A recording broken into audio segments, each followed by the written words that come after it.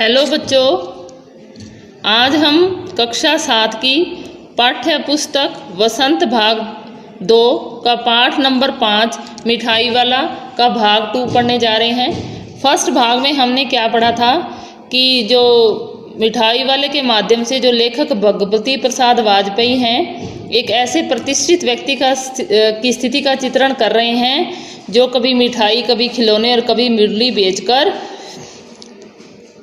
अपने खोए हुए पत्नी, जो कि ऐसा में अपने बच्चों को उसने और अपनी पत्नी को खो दिया था, तो बच्चों को देखकर वह अपने आप को प्रसन्न रखने की कोशिश करता है। तो पहले वो क्या बनकर आया था? खिलौने वाला, और अब वही क्या बनकर आया है? मुरली वाला। और उसकी आवाज़ से सब क्या बच्चे होते हैं उसकी तरफ आकर्षित हो जाते हैं। रोहिणी उठकर अपने पति विजय बाबू के पास गई। जरा उस मुरली वाले को बुलाओ तो चुन्नू मुन्नू के लिए ले लूं, क्या पता यह फिर इधर आए न आए। वे भी जान पड़ता है पार्क में खेलने निकल गए हैं।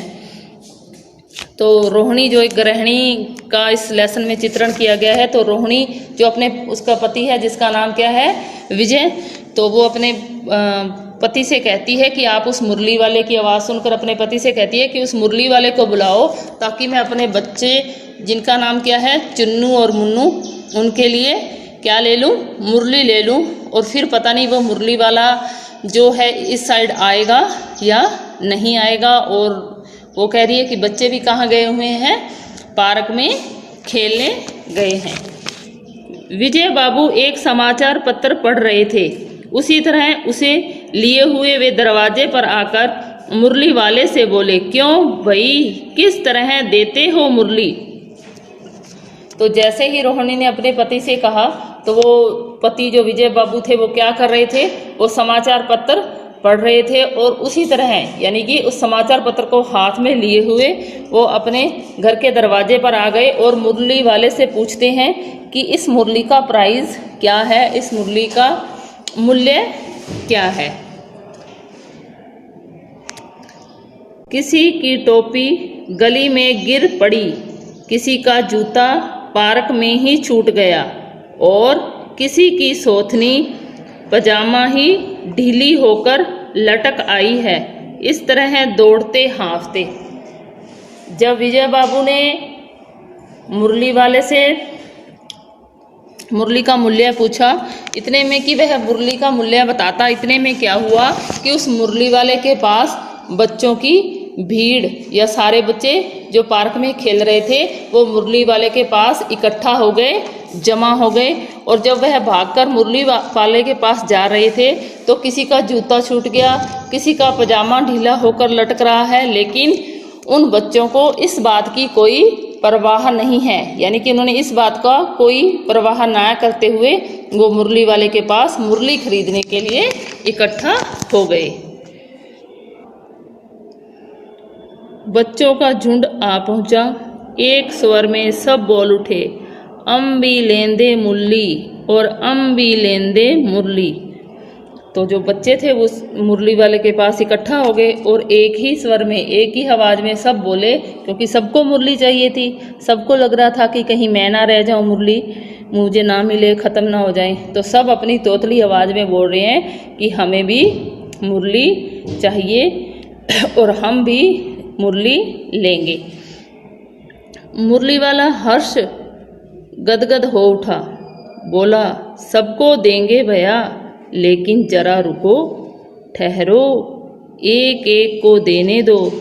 अभी इतनी जल्दी हम कहीं लौट थोड़े ही जाएंगे, बेचने तो आए ही हैं, और हैं भी इस समय मेरे पास 1 2 नहीं, पूरी 57।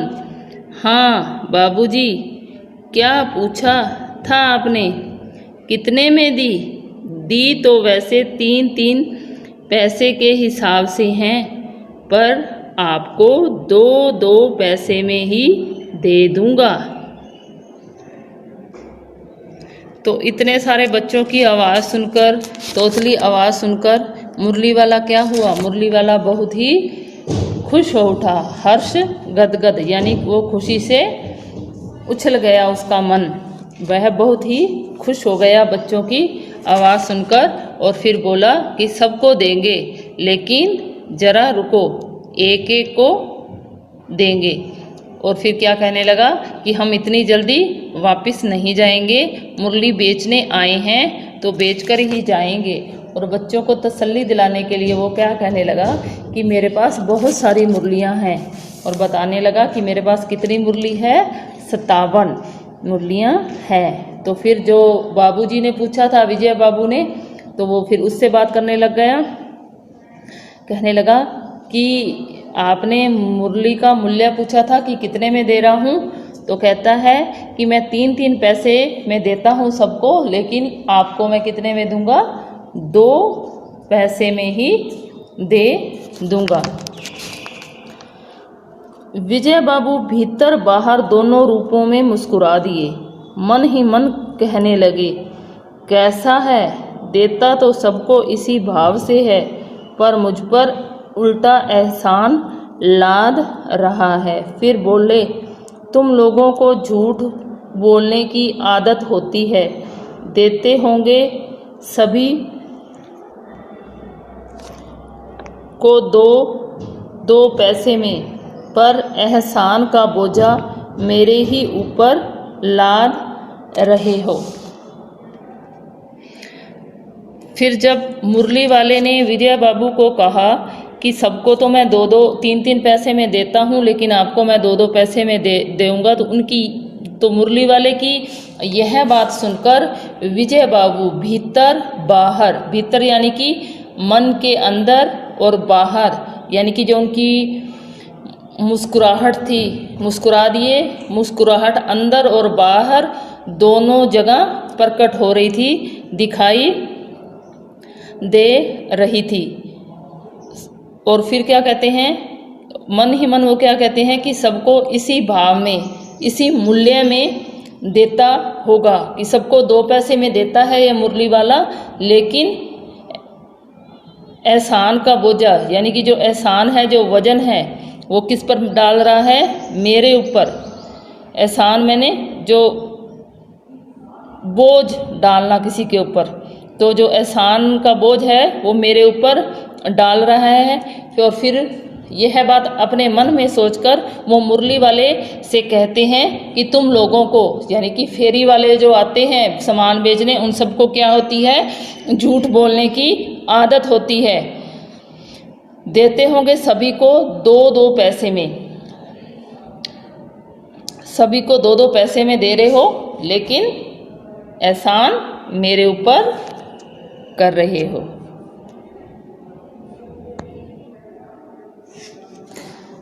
मुरली वाला एकदम अप्रतिभ हो गया, यानी एकदम यह बात सुनकर, कौन सी बात, कि सबको तुम 2 पैसे में देते हो, 3 पैसा मुझे सुनाकर, और यह कहकर कि मुझे 2 पैसे में दोगे, वो एहसान का बोझा मेरे ऊपर लाद रहे हो। मुरली वाला विजय बाबू की यह बात सुनकर एकदम हैरान हो गया। बोला, आपको क्या पता बाबूजी कि इनकी असली लागत क्या है। यह तो ग्राहकों का दस्तूर होता है कि दुकानदार चाहे हानि उठाकर चीज़ क्यों न बेचे, पर ग्राहक यही समझते हैं दुकानदार मुझे लूट रहा है। आप भला काहे को विश्वास करेंगे, लेकिन सच पूछिए तो बाबूजी असली दाम 2 ही पैसा है। आप कहीं से 2 पैसे में ये मुरली नहीं पा सकते। मैंने तो पूरी 1000 बनवाई थी, तब मुझे इस भाव पड़ी हैं। तो मुरली वाला विजय बाबू से बोलता है कि आपको नहीं पता कि इसकी असली लागत क्या है, यानी कि इस पर कितने पैसे लगे हुए हैं, या एक जो मुरली है वो मुझे कितने में मेरी बनी है।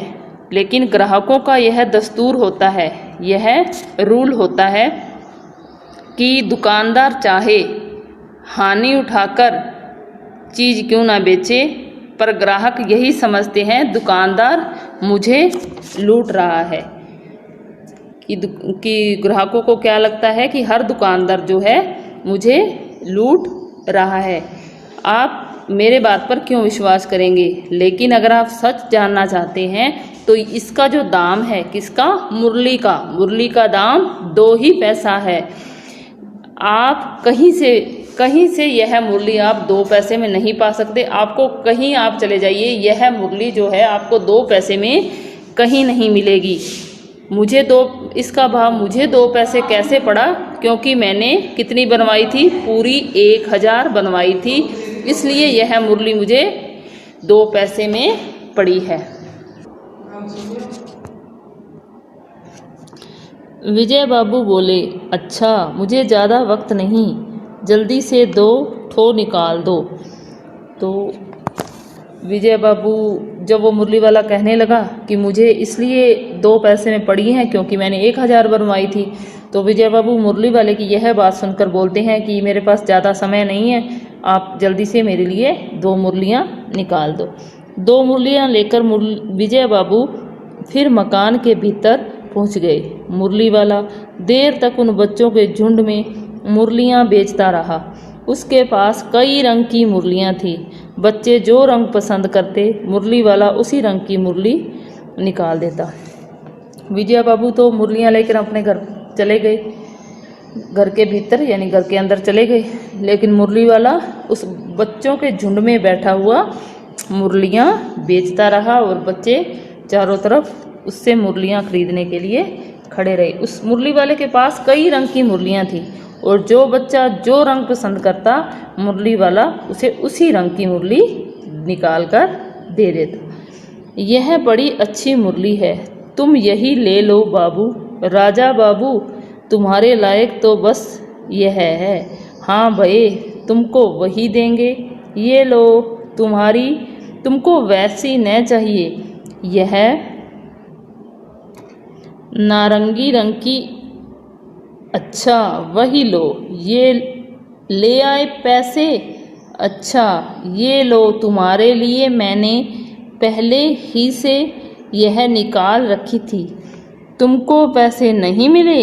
तुमने अम्मा से ठीक तरह से मांगे न होंगे। धोती पकड़कर पैरों में लिपटकर अम्मा से पैसे मांगे जाते हैं। बाबू, हाँ फिर जाओ, अब की बार मिल जाएंगे। दुवन्नी है तो क्या हुआ, ये लो पैसे वापस। ठीक हो गया न हिसाब, मिल गए पैसे। देखो मैंने तरकीब बताई। अच्छा अब तो किसी को नहीं लेना है ना, सब ले चुके। तुम्हारी माँ के पास पैसे नहीं हैं? अच्छा तुम भी यह लो। अच्छा तो अब मैं चलता हूँ। इस तरह मुरली वाला फिर आगे बढ़ गया। तो मुरली वाला उन बच्चों के झुंड में बैठा मुरलियाँ बेचता रहा। किसी को नारंगी रंग पसंद आता है, किसी को कोई, तो वो कहते, किसी को वो राजा बाबू, किसी को बाबू कहकर वो बच्चों से बातें भी करता रहा और मुरलियाँ भी बेचता रहा। तो एक बच्चा कहता है कि मुझे तो अम्मा ने पैसे नहीं दिए। तो मुरली वाला कहता है कि तुमको पैसे नहीं मिले, तुमने अम्मा से ठीक तरह से नहीं मांगे होंगे। तो वो बताता है कि अम्मा से पैसे कैसे मांगते हैं। अम्मा की धोती पकड़कर यानी कि साड़ी पकड़कर पैरों में लिपटकर अम्मा से पैसे मांगे जाते हैं, तो अम्मा पैसे देती है। तो वो मुरली वाला कहता है कि बाबू अब तुम जाओ, फिर वापस से जैसे मैंने बताया है ना वैसे जाके अम्मा से पैसे मांगो। फिर कोई बच्चा बोलता है कि मेरे पैसे आपने वापस देने हैं, मैंने ज़्यादा दिए हैं। तो वो क्या कहता है कि अच्छा ये लो पैसे वापस, हो गया अब हिसाब, मिल गए सबको पैसे। फिर इतने में वो बच्चा जिसको पैसे अम्मा ने नहीं दिए थे वो वापस आता है और कहता है कि मुझे मुरली दे दो। तो वो मुरली वाला कहता है अच्छा मेरी तरकीब ने काम किया ना, तुम्हें पैसे मिल गए ना। तो अब वो सब बच्चों से पूछता है कि सब ने मुरलियाँ ले ली, सब ले चुके मुरलियाँ। तो फिर एक बच्चा बोलता है, एक बच्चे को वो कहता है कि बच्चा कहता है कि मेरी माँ के पास पैसे नहीं हैं। तो वो बिना पैसे लिए ही उस बच्चे को मुरली दे देता है और इस तरह मुरली वाला फिर आगे निकल जाता है, उन बच्चों को मुरलियाँ देकर चला जाता है। धन्यवाद बच्चों, आज के लिए इतना ही।